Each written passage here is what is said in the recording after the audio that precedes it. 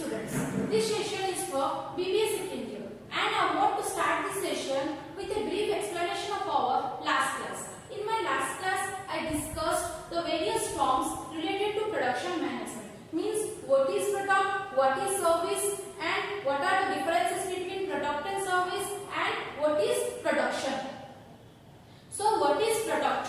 Product, we can say that it is an output or finished goods that is obtained by processing some inputs like materials, labors. Means after purchasing the raw materials, organization starts processing it. After processing, whatever the finished goods or whatever the output they got, we can say that this is a product.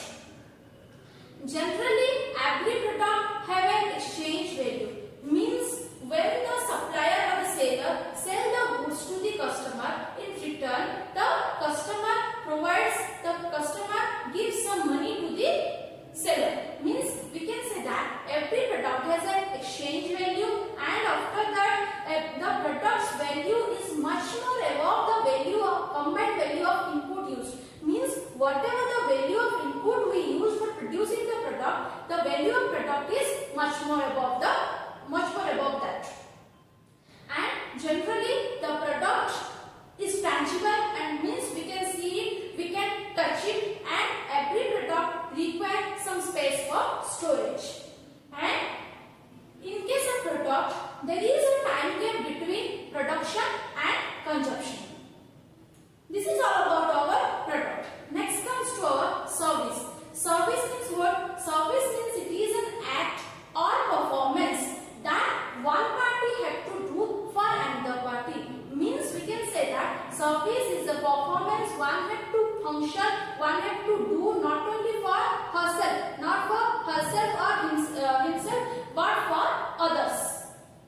Take the example of lecturer, doctor, lawyer and architect, engineer, etc. So they generally provide services. Means a lecturer delivers lecture not for himself or herself but for the students. And services are mostly intangible. We cannot see it, we cannot touch it, but we can feel it. And there is no time gap between production and consumption of service. Services are produced and consumed simultaneously, and service cannot be stored anywhere. It is retained. It will always retain with the service provider, and we cannot store it at any storage house in our storeroom because it doesn't have any specific dimensions. This is all about our service. Next, I discussed with you that what are the differences between product and service.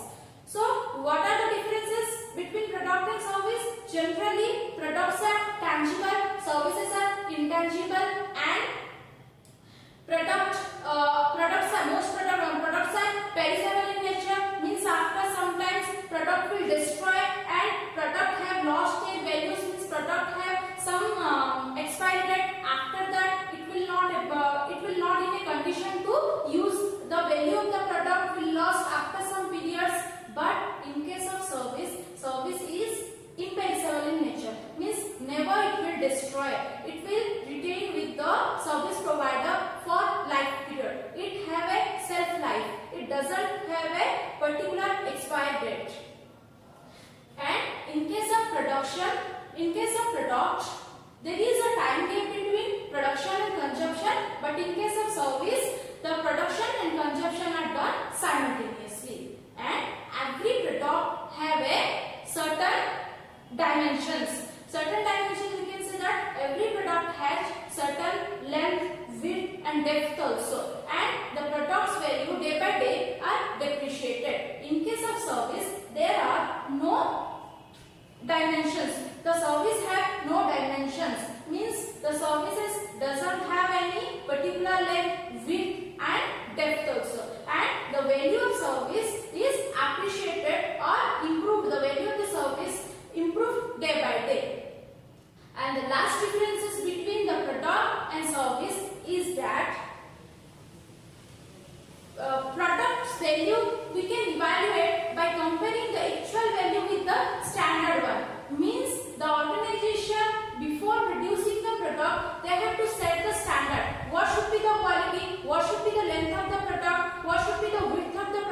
before manufacturing they had to decide these things, and accordingly the organization or the manufacturer going to produce the things. After getting the finished goods, they have to compare the actual one with the standard one, so that they can able to know whether that product are qualitative one or not. But in case of service, we cannot evaluate our service against certain criteria, against certain standard, because in case of service we are not able to set standard, because service doesn't have any specific dimensions. How we evaluate our service, whether the service provider provide good service or not, how we will evaluate? By knowing the satisfaction of the customer. If the customers are satisfied with the service provider, then we can say that the particular service provider service is a good quality. So these are the major differences between what? Product and service. And in my last class, I discussed one thing, another thing, that is what is the meaning of production. So what is production? Production is a process. Process of what? Process of producing the goods. Means we can say that production is a process through which organization converts some inputs like raw material, labor, convert them into finished goods. Means production is a process through which inputs are converted into output by outputs through some processes, through some steps. When the manufacturer produce the goods, they consider that generally the product have more values. If the product have the value equals to the value of total input, then the manufacturer consider that there will no production happen, and every product have a certain value, and the producer takes some factor of production for producing the goods. Generally there are 4 factors of production. First one is that land, labor, capital and organization. By taking certain proportion from all these factors, manufacturers are going to produce the goods. Students, don't think that only products are produced. Services are also produced. But the differences between these two are products are produced before its consumption, means there is a time gap between production and consumption. But in case of service, it is produced and consumed simultaneously. This is all about our last class. Today I will discuss the evolutions of production system. Evolution means what? Stages of development. How the production system came into how the production system go through different stages, and what was the ancient periods for production system, means in ancient days how the production was happened, in present day what is the production system prevailed, and what are the development happened from ancient times to till now. We are going to cover in this topic. So evolution means stages of development. How the production system was in our ancient times, in our old times, and how the production system prevailed nowadays. There are 4 evolutionary stages of production system. Means production system came across 4 stages. First one is the handicraft stage.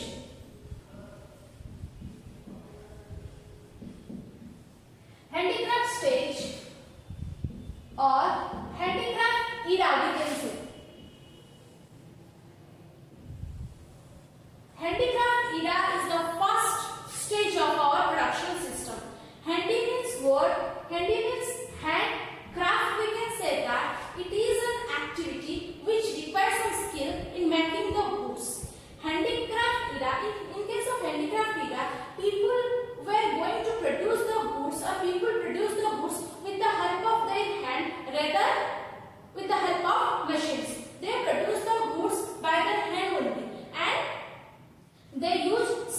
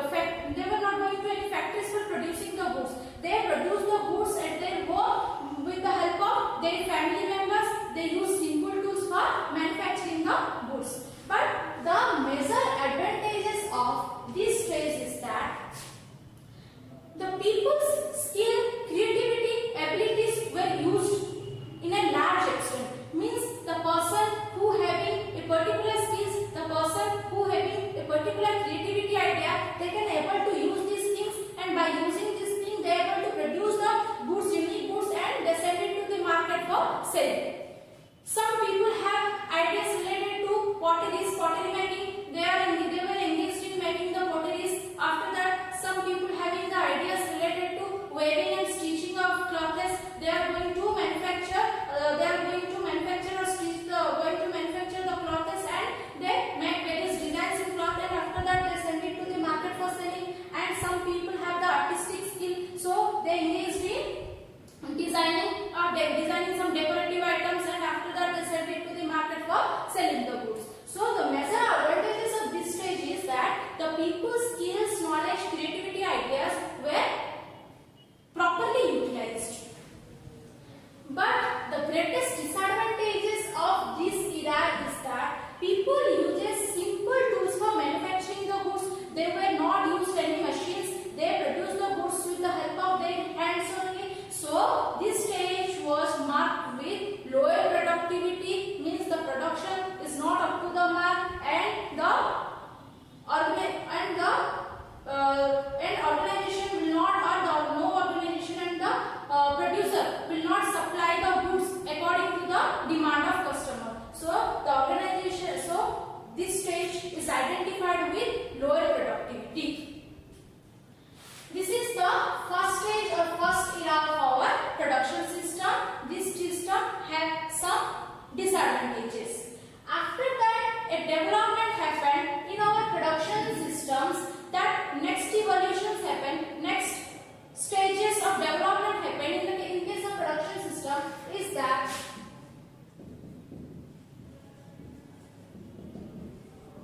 industrial revolution.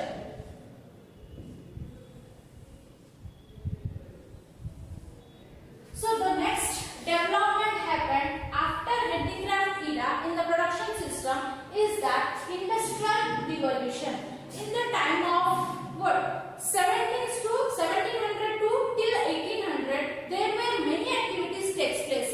Combinedly we can call this is the industrial revolution. Before industrial revolution, people were going to produce the goods with the help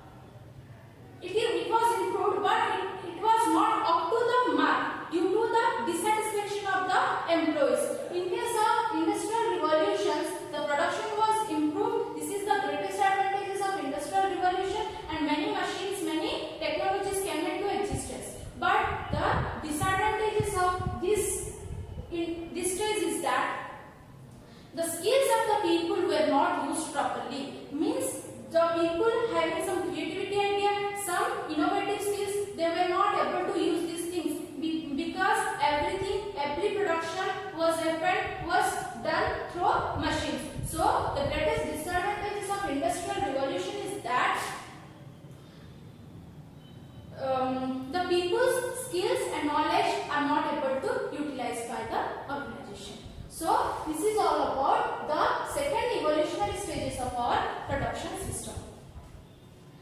Next, another development happened in the areas of production system is that scientific management.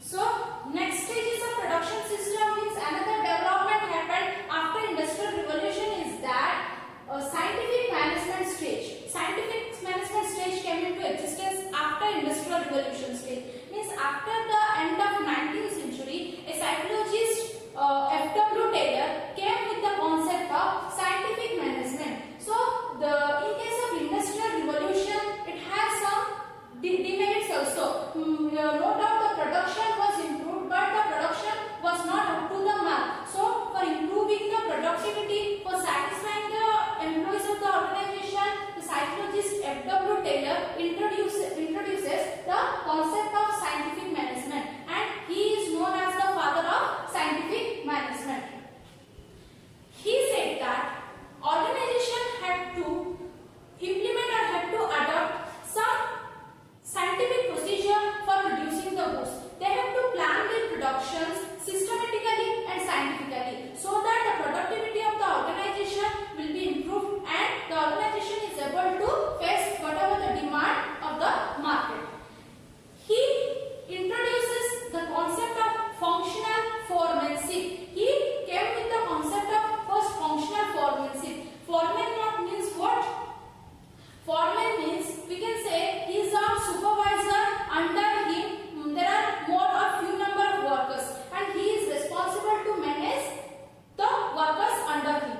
So he said that instead of a single person, a single foreman, in case of operative level, the organization had to employ or had to 8 foremen, 8 functional foremen, so that these 8 persons are responsible and are going to perform one type of work only. Previously what happened? Previously a single person, a single foreman is responsible for doing many types of jobs. He is responsible for identifying the route, he is responsible for identifying the time cost, he is identifying the time cost, and he is liable to provide instructions. He have to maintain disciplines inside the organization. So before the scientific management concept, only one person is responsible for doing everything. So he said that instead of one person, organization had to appoint 8 foremen in their operative level.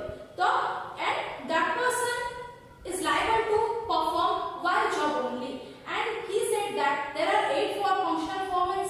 Foreman means the organization had to appoint instruction card clerk, the route clerk, time and cost clerk, and disciplinarian, game boss, speed boss, repair boss, and last one is the instructor. These are the 8 foremen organization had to appoint in their operating level, so that everyone have to concentrate on their task only. Means the route clerk is responsible for identifying the path, identifying the route through which the raw materials are converted into the finished product. After that, the instruction card clerk. Instruction card clerk is responsible for providing instruction and guidelines to the workers for producing the goods. Next one is the time and cost clerk. Time and cost clerk foreman is responsible for identifying the standard time for producing the goods. Within what time the operation is going to produce the required actual time for producing the goods, and what are the costs involved in the production process. Time and cost clerk are responsible for identifying. Next is disciplinarian. Disciplinarian have the responsibility to make certain policies, certain rules, regulations related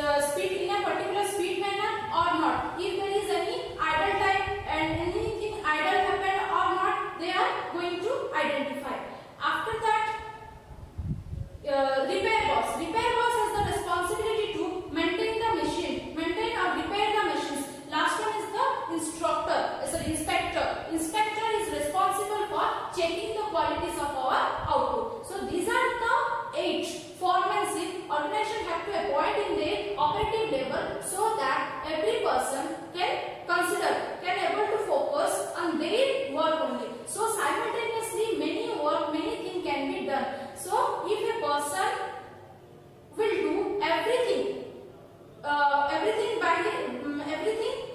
himself, then it is difficult for that one to make everything in a particular time. So he introduces the concept of functional foremanship, so that at a less time organization can able to produce the goods. And not only he introduces the concept of functional foremanship, he said that organization had to implement certain scientific techniques, the scientific management techniques, that he came with the concept of what? Fatigue study, motion study and method study. In case of fatigue study, organization are going to identify when the worker feels tired, and when they require rest pauses, and how often they require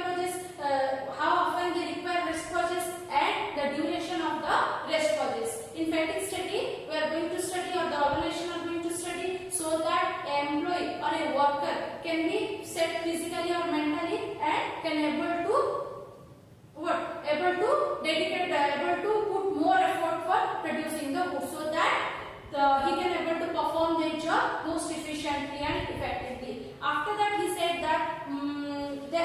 that organization had to study their method of production, and in case of method study, organization are going to identify which are the best method for producing the goods, and in case of motion study, organization are going to identify what are the unnecessary movement happened inside the organization, so they have to remove this one. Means within the less time, organization are able to produce more goods.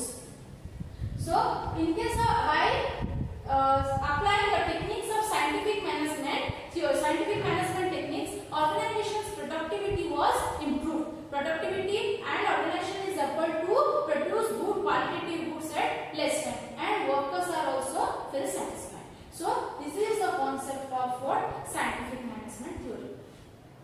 And after that, another development happened in the areas of production system, that is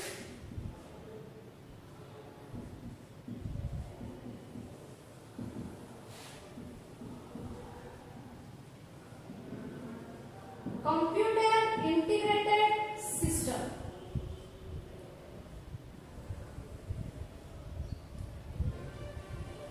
So the last revolutionary stages of production system is that computer integrated system. This is the present day's production system.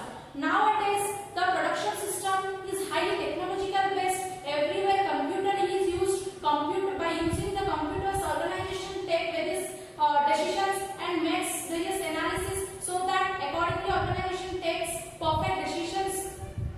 So present day's production system is computer integrated system. Means when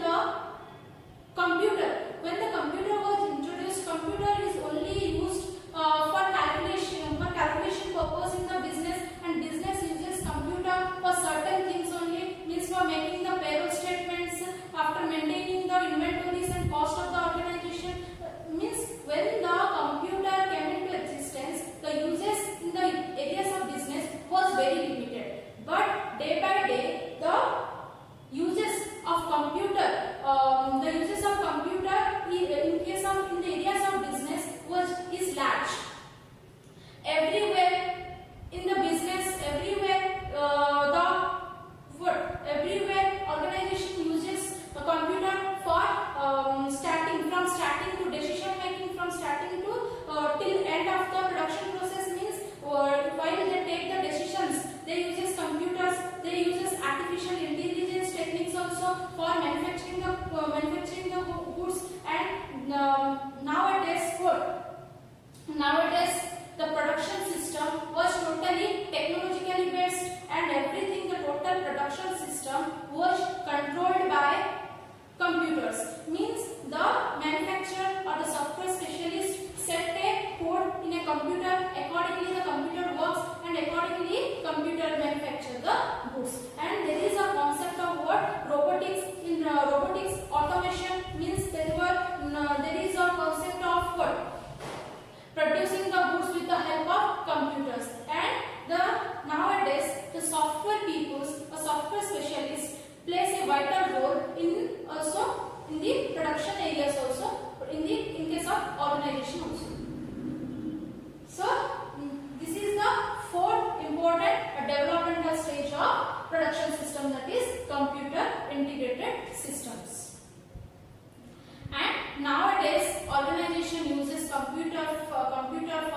manufacturing the goods, computer for making various decisions, and for analysis what should be the organization's production, and what should be the quality of the product, and how much the demand of the product of the organization. These things organization are able to identify with the help of computer. So everywhere the importance of computer is very much very vital, and computer plays an important role for also producing the goods. These are the 4 evolutionary stages of our production system. This is the handicraft system, is the first stage of production system. Means here the people were produced the goods with the help of their hand, and they were not used any machines for producing the goods. So the greatest disadvantages of this stage is that the production or productivity is not the total number of production is not up to the mark, and the producer are not able to face the demand of the customers. After that, later the development happened in the stage of production system, that is industrial revolution stage. In case of industrial revolution, many factories were set up. After men were replaced by machines, factories were used for manufacturing the goods. After next development happened in the area of production system is that scientific management. Means a psychologist, F.W. Taylor introduced the techniques of scientific management. By applying these things, organization's productivity was improved. After that also a next development happened in the area of production system, that is computer integrated system. In case of computer integrated system, in present day or our modern organization is highly technologically based. They use computer for producing their goods. With the help of computers, with the help of artificial intelligence, they producing the goods also. These are the 4 evolutionary stages of production system. Now we are in the stage of computer integrated system. Everything is done with the help of a computer.